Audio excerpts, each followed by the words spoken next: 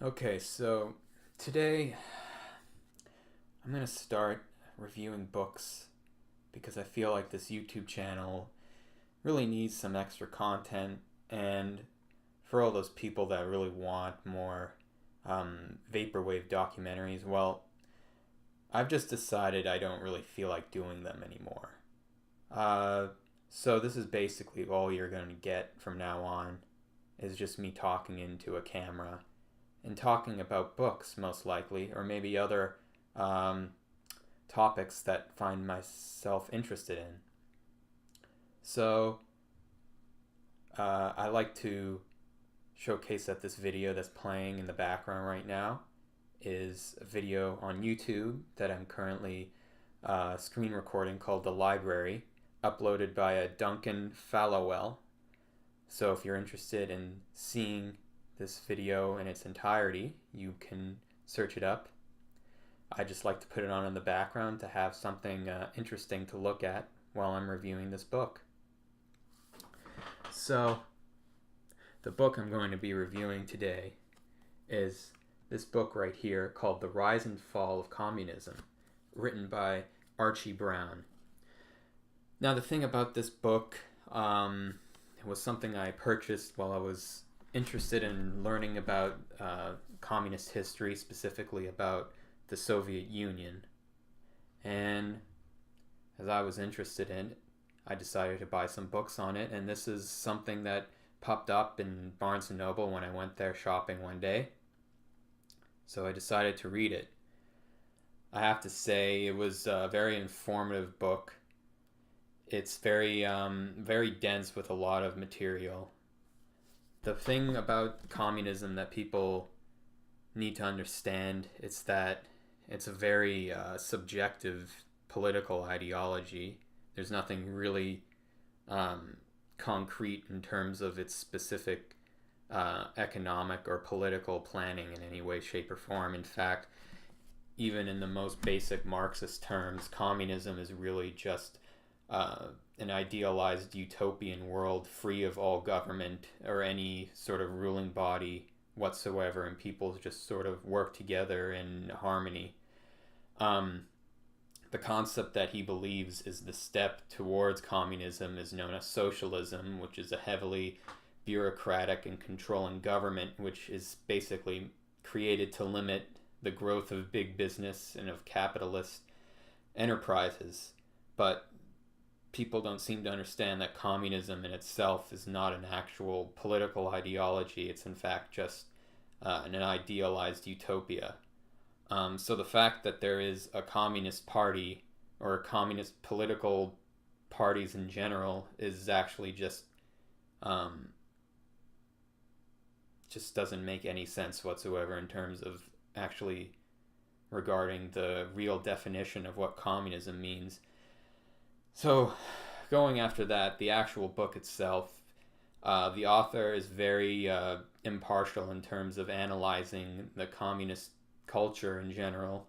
He doesn't take sides very well. He admits to the point at the beginning that he's friends with both conservatives and communists and socialists, and he's dedicated his whole life to basically studying it. And I feel like that's a very important aspect to have when you're a historian researching something, is to basically be impartial towards it and just say exactly what happens throughout history without giving your own political views thrown in, which I think he does a very good job at separating, because I, for one, have no idea what his political stance is, and I think that's a very good thing.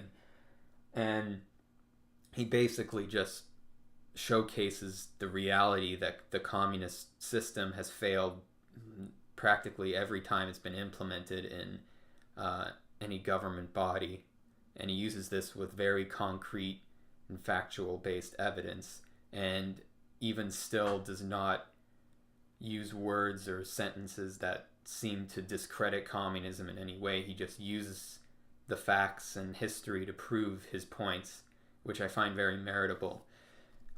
In terms of actual narrative about this book, I would say it's not exactly the most captivating of books you might read, or something that's very character driven.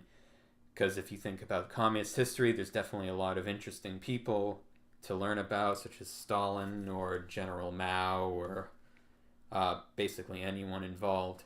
There's actually a movie that just came out called The Death of Stalin, which is actually a very humorous portrayal of the death of Stalin between the basic team that was right underneath him, composed of 5 different political leaders. So I would recommend that movie. It's very funny to watch.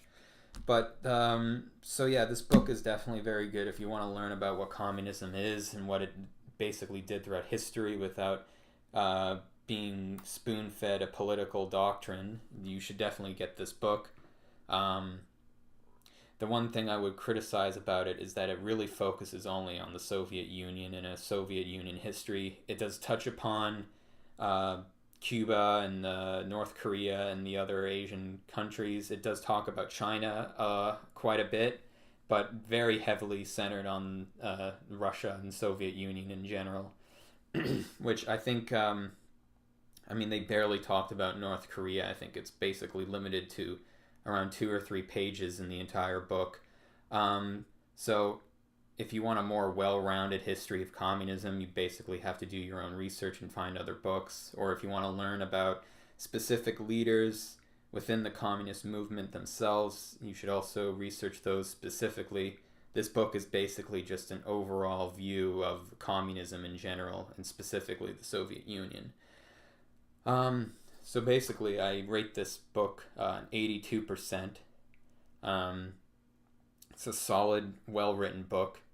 Have no real problems with it other than what I've just said. So yeah, I would recommend it if you're interested in those kinds of things, interested in 20th century history, specifically on the eastern side of the world, as communism was very prevalent in that region during the 20th century. So yeah, check it out. It's pretty good. Thanks.